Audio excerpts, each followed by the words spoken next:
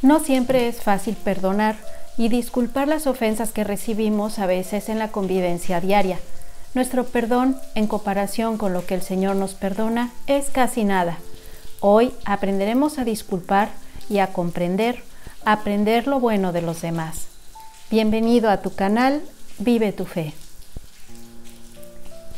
En el trato con los demás, en el trabajo, en las relaciones sociales, en la convivencia de todos los días, es prácticamente inevitable que se produzcan roces. También es posible que a veces quien nos ofende se porte con nosotros de manera poco noble y que nos perjudique. Esto quizá de forma un tanto habitual. ¿Hasta cuándo he de perdonar?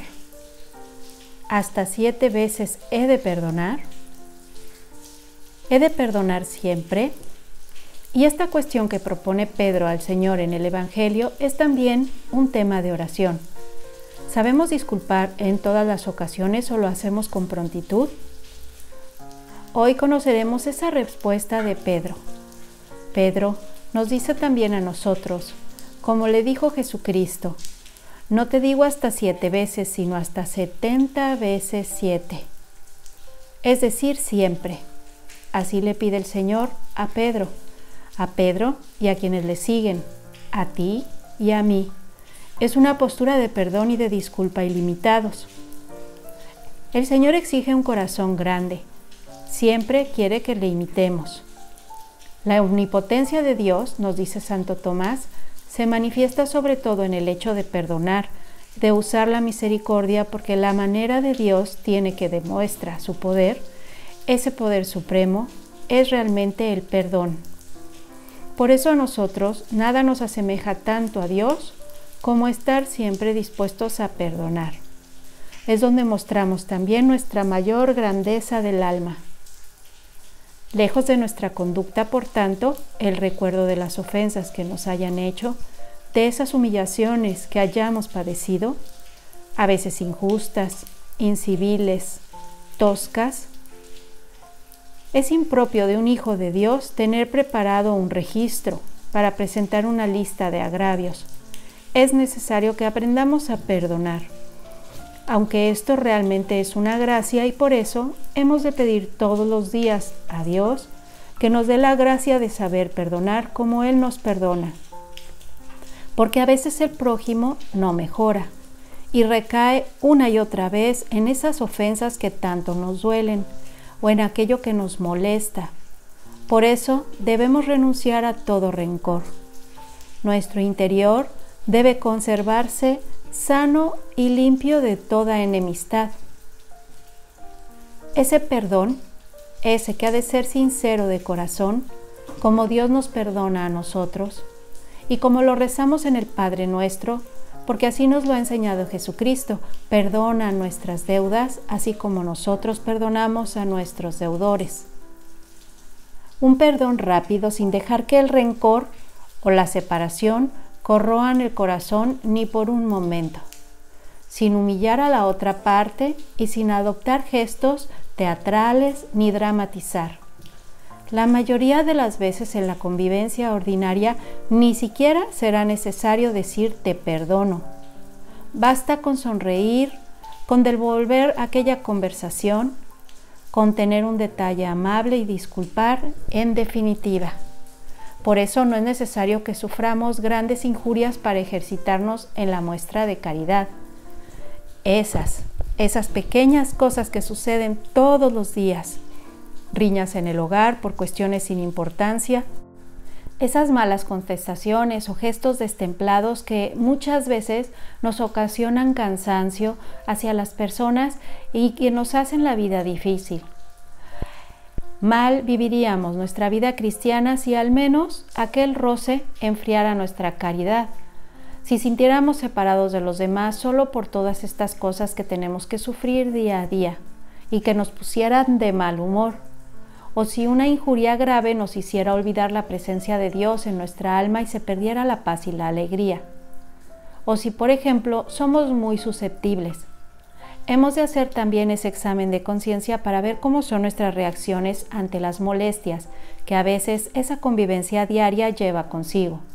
Seguir al Señor de cerca es encontrar también ese punto en las contrariedades pequeñas, en las ofensas graves, en un camino de santidad. Y si 7 veces al día te ofende, 7 veces le perdonarás. 7 veces. En muchas ocasiones, incluso el mismo día y sobre lo mismo. La caridad es paciente y no se irrita, nos dice San Pablo. En algún caso nos puede costar el perdón, es cierto. En lo grande y en lo pequeño, el Señor lo sabe y nos anima a recurrir a Él, que nos explicará cómo es este perdón sin límite, compatible con una defensa justa cuando sea necesaria. Tiene su origen en la humildad. Cuando acudimos a Jesús, Él nos recuerda la parábola que narra el Evangelio. Un rey quiso arreglar cuentas con sus siervos y le presentaron uno que le debía 10,000 talentos. Esto es una enormidad, unos 70 millones de denarios. Cuando una persona es sincera consigo misma y con Dios, no es difícil que se reconozca como aquel siervo que no tenía con qué pagar. Y no solamente porque todo lo que es y lo que tiene, a Dios se lo debe, sino también porque han sido muchas las ofensas que Dios le ha perdonado. Solo nos queda una salida, a acudir a la misericordia de Dios para que haga con nosotros lo que hizo con aquel criado. Compadecido a aquel siervo, dice el Evangelio, le dejó libre y le perdonó toda deuda. Pero cuando este siervo se encontró a uno de sus compañeros que le debía 100 denarios, no supo perdonar y no supo esperar a que pudiera pagarle, a pesar de que el compañero se lo pidió con todas las formas posibles.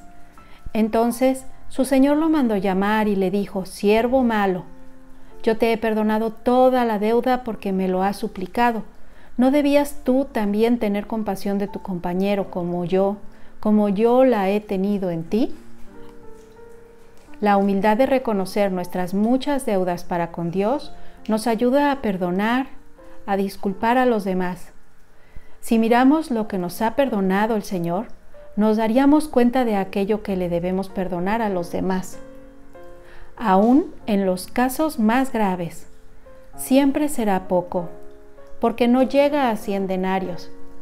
En comparación a los 10,000 talentos, es nada. Por eso nuestra postura ante esos pequeños agravios ha de ser la de quitarles importancia, y en realidad la mayoría de las veces no la tienen, y disculpar también con elegancia humana.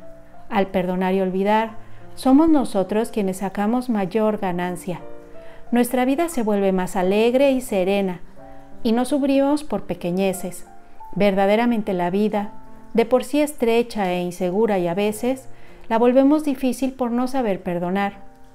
Por eso contribuirá a hacerte más sobrenatural el que veas la mano de Dios en aquellas pequeñas humillaciones. Serás más humano, más comprensivo con los que te rodean. Hemos de comprender a todos, de convivir con todos, de disculpar a todos. Hemos de perdonar a todos. No diremos que lo injusto es justo, o que la ofensa a Dios no es ofensa a Dios, que lo malo es bueno, pero ante el mal no contestaremos con otro mal, sino con la doctrina clara y con la acción buena, ahogando el mal en abundancia de bien. No cometeremos el error de aquel siervo mezquino que, sabiéndose perdonado y que le fue perdonado tanto, no fue capaz de perdonar a su hermano. Hoy reflexionamos que la caridad ensancha el corazón. En ese ensanchamiento del corazón caben todos los hombres, incluso aquellos que no comprenden o no corresponden nuestro amor. Por eso, junto al Señor nos sentiremos enemigos de absolutamente nadie, porque estamos con Él, y junto a Él aprenderemos a no juzgar esas intenciones íntimas de las personas.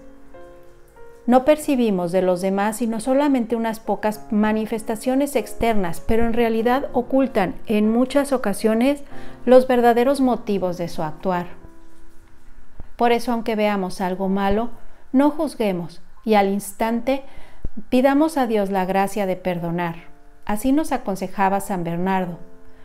Hay que excusar en nuestro interior, excusar la intención, excusar la acción, pensar que quizá lo hicieron por ignorancia o por sorpresa o por una debilidad de carácter.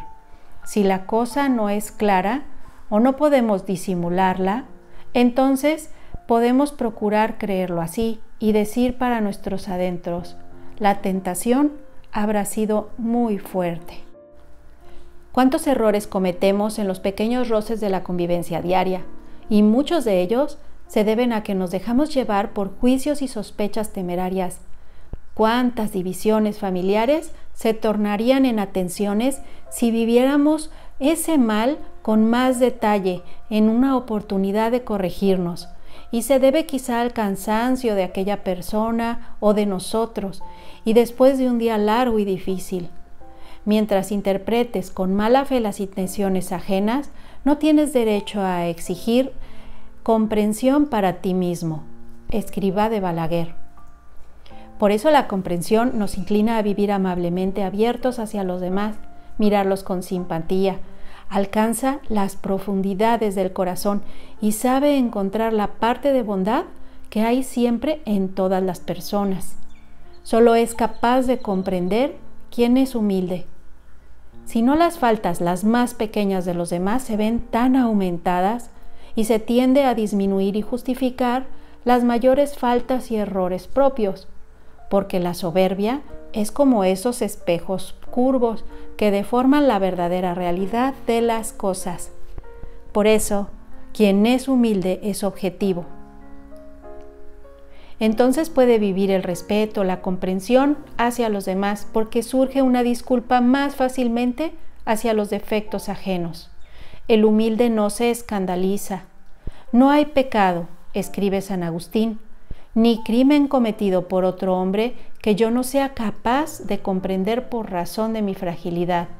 Y si aún no lo he cometido, es porque Dios, en su misericordia infinita, no lo ha permitido y me ha preservado en el bien.